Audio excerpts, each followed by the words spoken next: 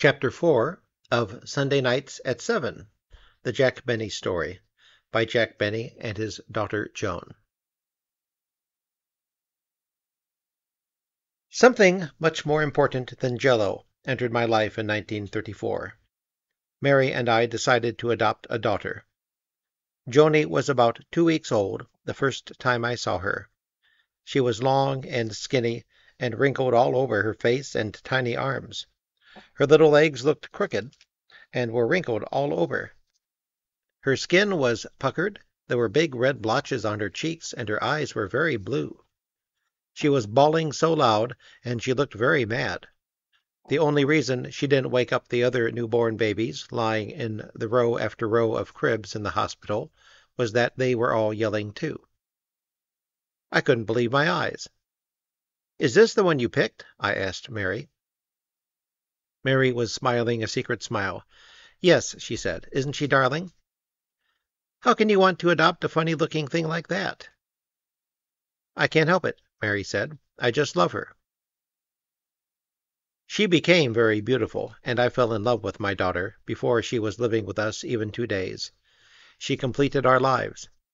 As she grew older, she came to look like me and Mary.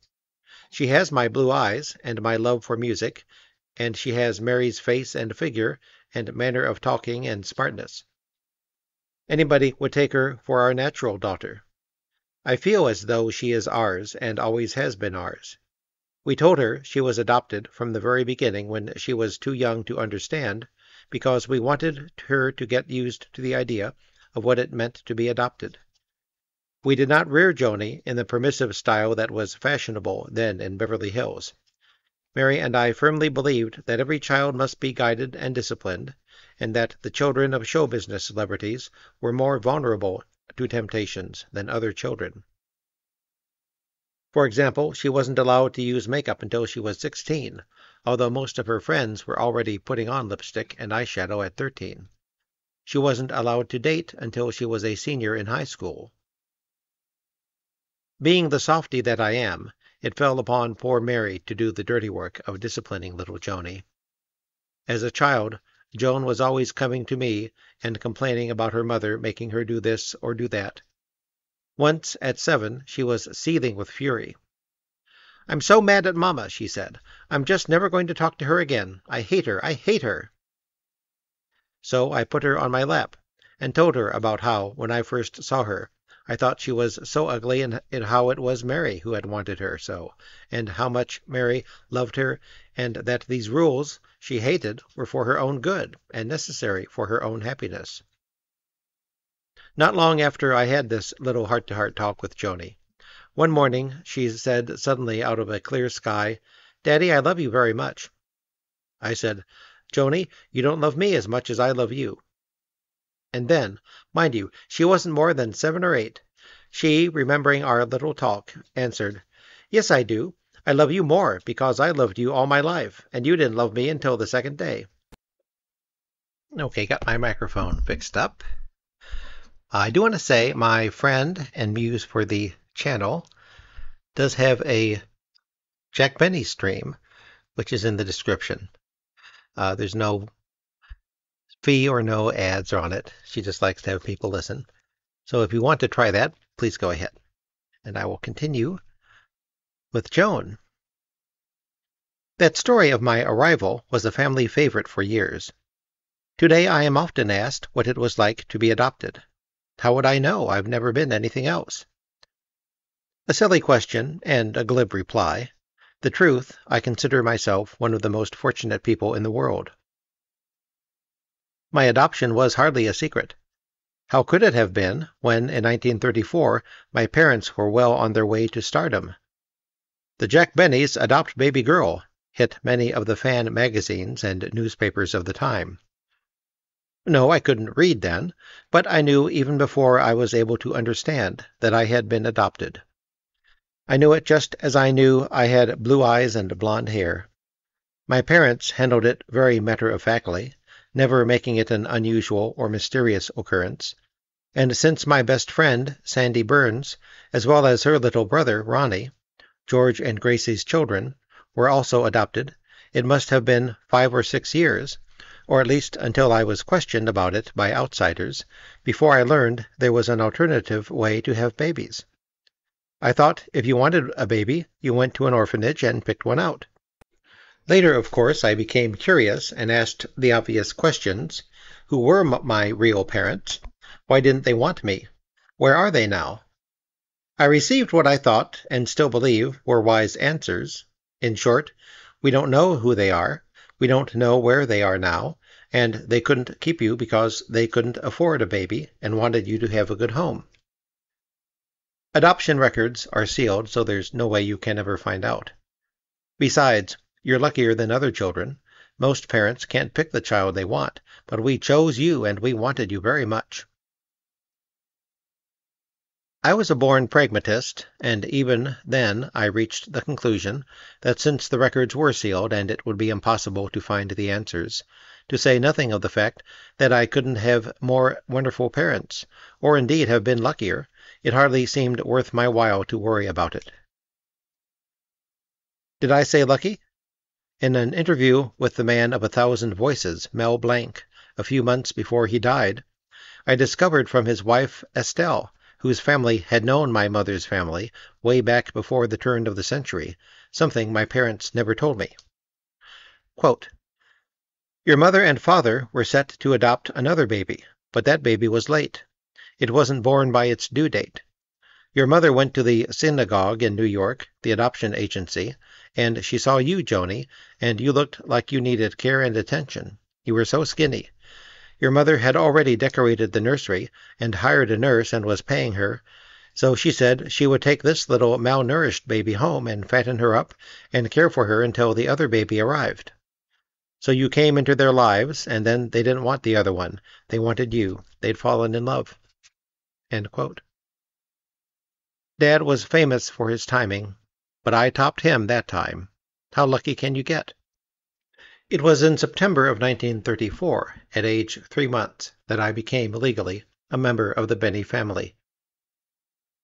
My parents had been settled in their first real home, an apartment at the Essex House on Central Park South, for about a year and a half.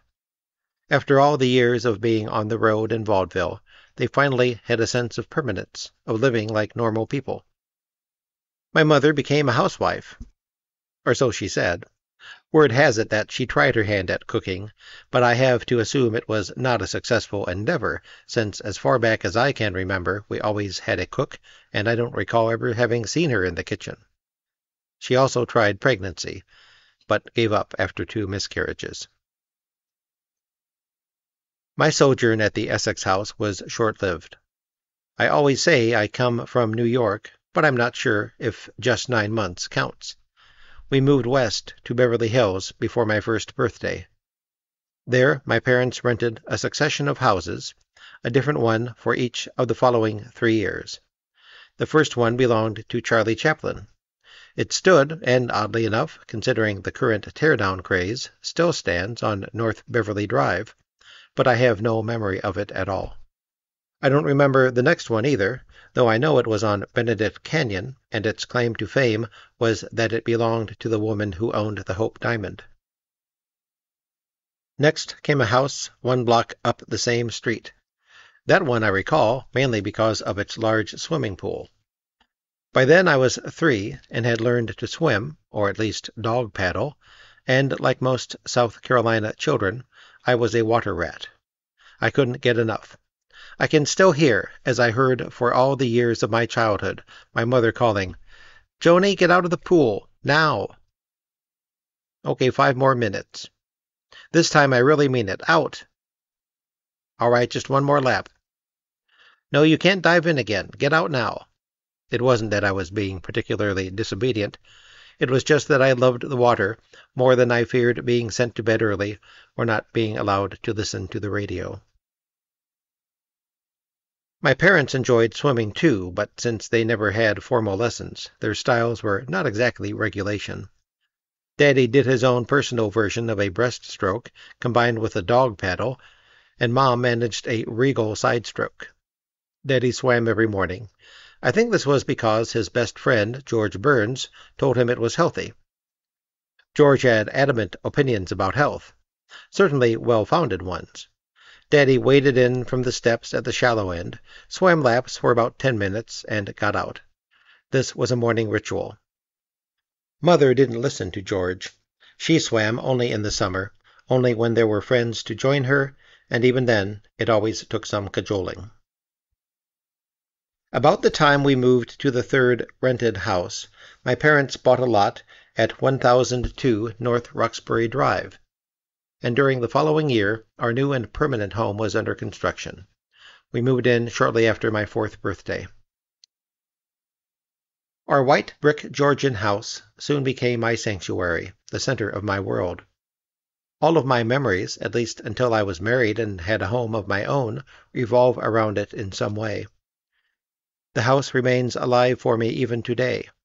I can still picture every detail, every room, hallway, nook and cranny, as well as the furniture and fabrics. Although I don't recall my dreams often, when I do, they always take place there, and everything looks exactly as it did. The dreams are always happy dreams, and just for that fleeting moment between sleep and waking, I'm home again, touching my childhood. It seemed majestic, a perfectly proportioned 2-story home on a city acre of land. In front spread an expanse of emerald green lawn, separated from the sidewalk by multicolored seasonal flowers, pansies, gladiolus, marigolds, phlox, and others. In the center, a red brick path from the sidewalk to the front door was bordered by double rows of hedges, enclosing red and pink rose trees and more flowers. At the north edge, a driveway led to the 5-car garage and the backyard. In 1938, Beverly Hills was a rural community, and what is now the commercial center or triangle that includes the famous Rodeo Drive was then a quaint village. Today there isn't 10 feet of space in all of Beverly Hills that hasn't been built on. But then, although there were houses standing on either side of us, looking out from the front lawn across the street, 3 large vacant lots ranged all the way to Sunset Boulevard. For a treat, when I had been good, my nanny, Signa Benson, known to us as Benz, would take me for a walk across those lots up to Sunset to buy me an ice cream. Every day at 3, the good humor man parked his truck there. I could hear his tinkly music from my bedroom, and I remember hoping that I had been good enough. I also remember that after you ate your ice cream, if on the empty stick it said good humor, you were given another one free. One of the many quirky health ideas of the 1930s was that ice-cold milk was bad for a child, and cod liver oil was good. So my milk was always served lukewarm. One afternoon when I was 3, Daddy took me to a local soda fountain and ordered us each a chocolate ice cream cone, my very first. When the soda jerk handed me mine, I tasted it and gave it back to him. "Warm it, please," I said. Signa Benson came to work for my parents when I was still in diapers. I remember that I liked her a lot. I recently discovered that she lives in the Los Angeles area and went to visit. It was the first time we had seen each other in over 40 years. She's now in her 70s, but still as tall and statuesque as I remembered her. We had fun reminiscing, and of course some of her stories were ones I had never heard. Here are a few of the things she said. Quote, "You were lucky. Your mother and Daddy really wanted you, not just for publicity. You had your own ideas, even at that tender age, and you would disappear on me. That would terrify me. You'd hide in the house or in the garden outside, and you were tiny. You could disappear, and you wouldn't answer when I called. You and Sandra Byrne saw each other every day when you were little. You two stuck together.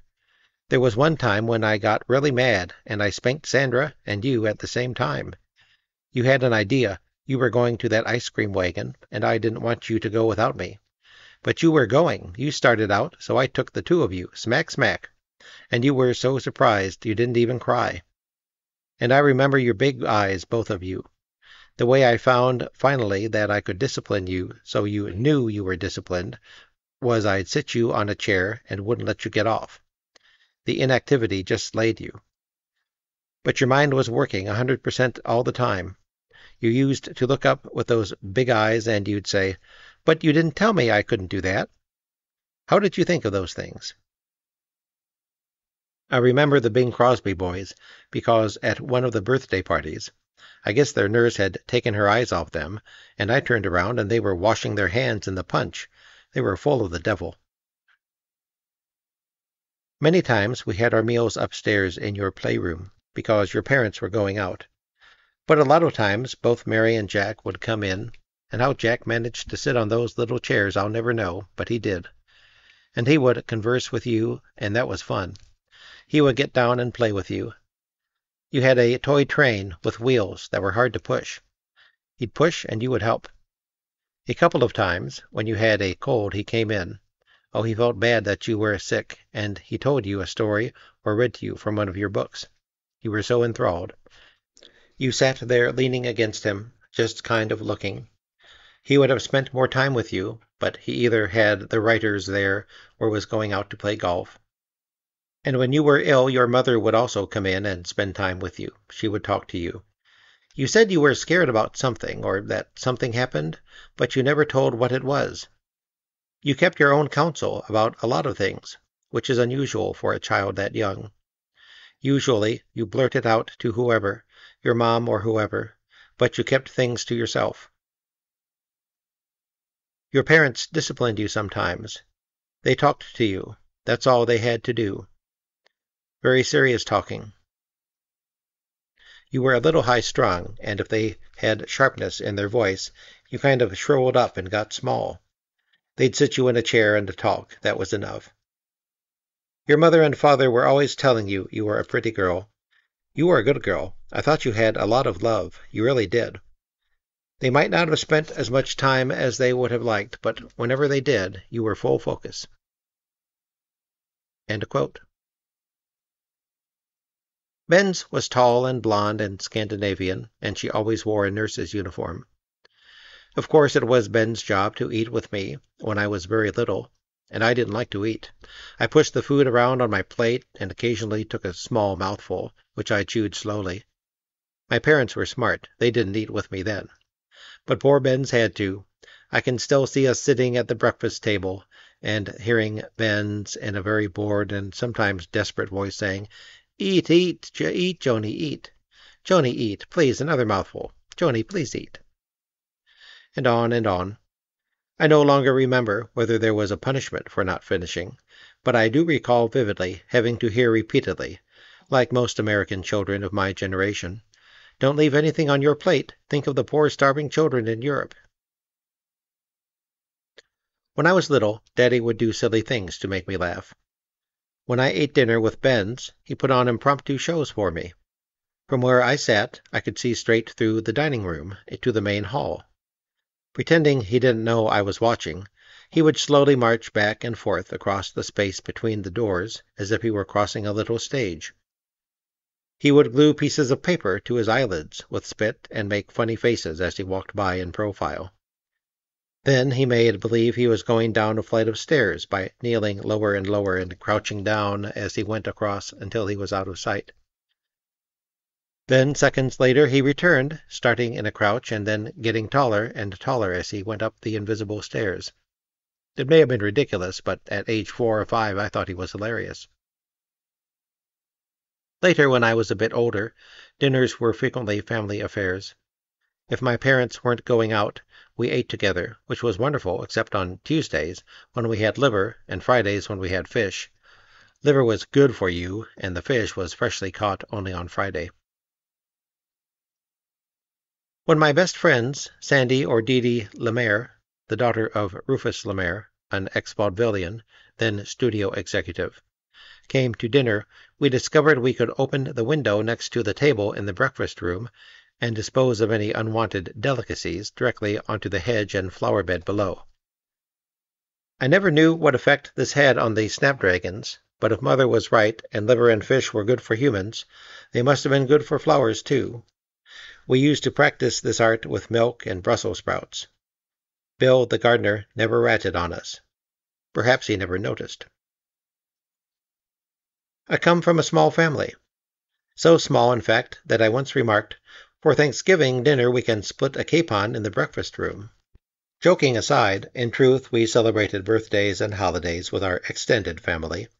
My maternal grandparents, Mama and Papa, Mother's sister, Babe, and her husband, first Mert, then Clem. Al came and went before I was born. Her brother Hilliard and his wife Harriet, and later their 2 children and Ben's. Hilliard was known as Hickey, a name I gave him as a baby. Christmas was the most exciting event of the year, not only because of all the presents, but because it was the one occasion in which I was allowed to fully participate. About a week before, my parents and I went to pick out the tree. It had to be a 9 or 10-foot tall silver tip, and it had to be green. Given those facts, I could pick the one I liked best. It was delivered to our house and placed in the bay window in the library, looking out on the front lawn, and could clearly be seen from the street. When I was about 5, I made up my mind I wanted a red tree. Red was my favorite color. Daddy and Mother and I were at the Christmas tree lot, looking at the green silver tips, and I begged and begged, "Couldn't we have the tree sprayed red?" Mother's answer was a very definite no. Our tree had to be green. That's final. Then Daddy had an idea. Yes, he spoiled me terribly. "Let's get Joni a little red tree for her room." And they did. Each year for the next few, until I outgrew my penchant for things red and switched to blue. No, I never got a blue tree. A 2-foot red Christmas tree sat on a table in my bedroom.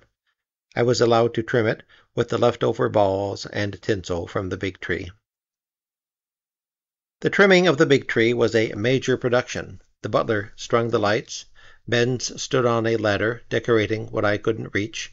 I did the bottom. The most beautiful of the ornaments was the top one, a large silver star with small flame-shaped light bulbs at the 5 tips.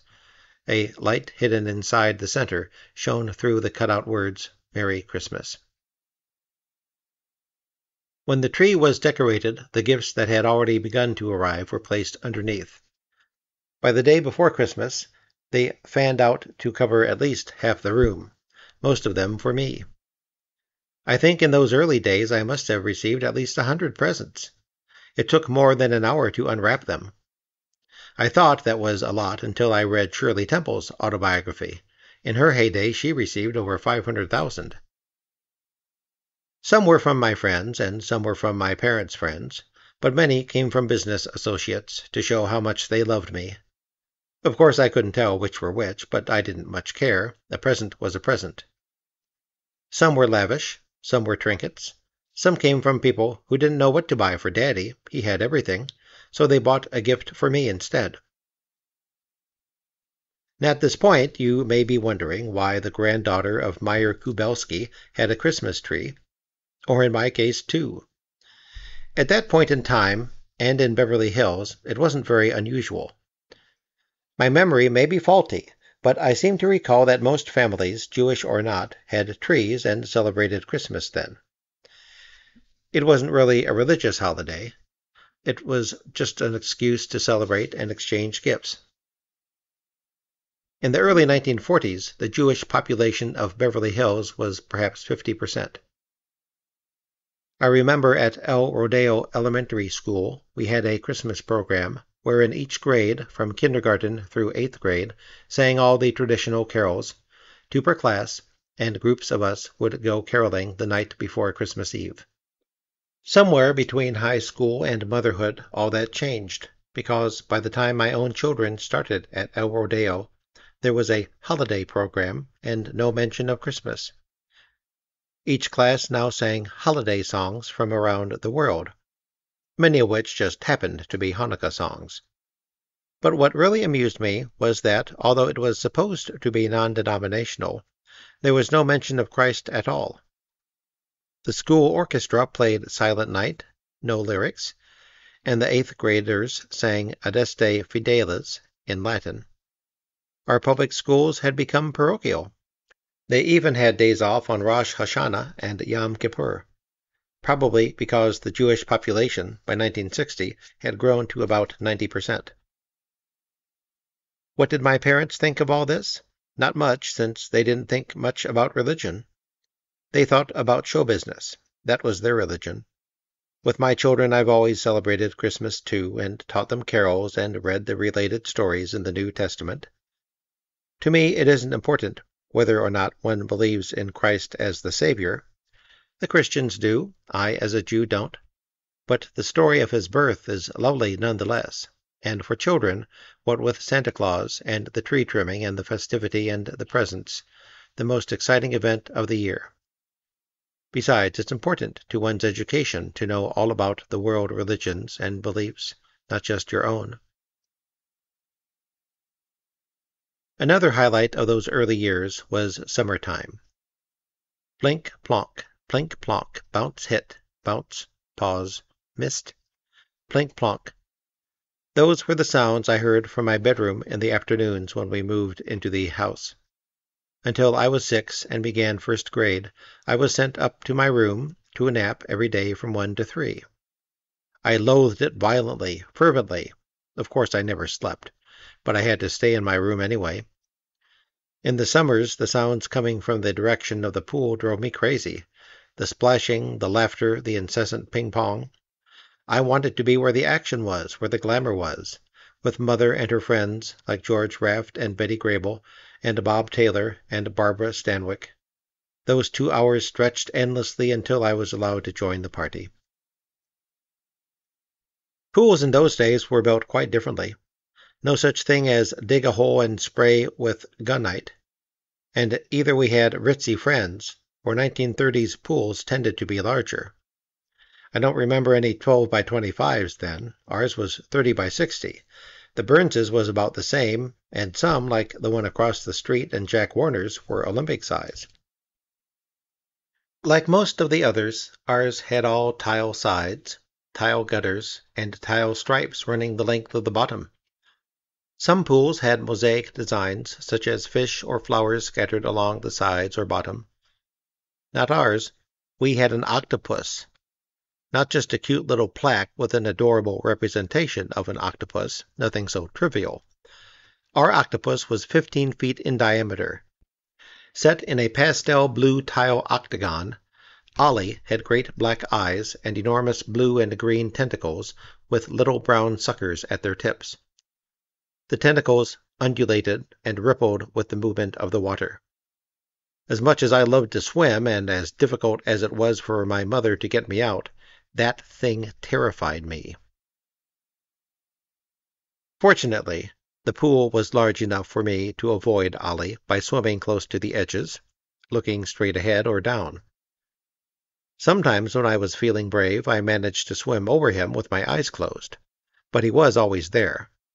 I complained a lot.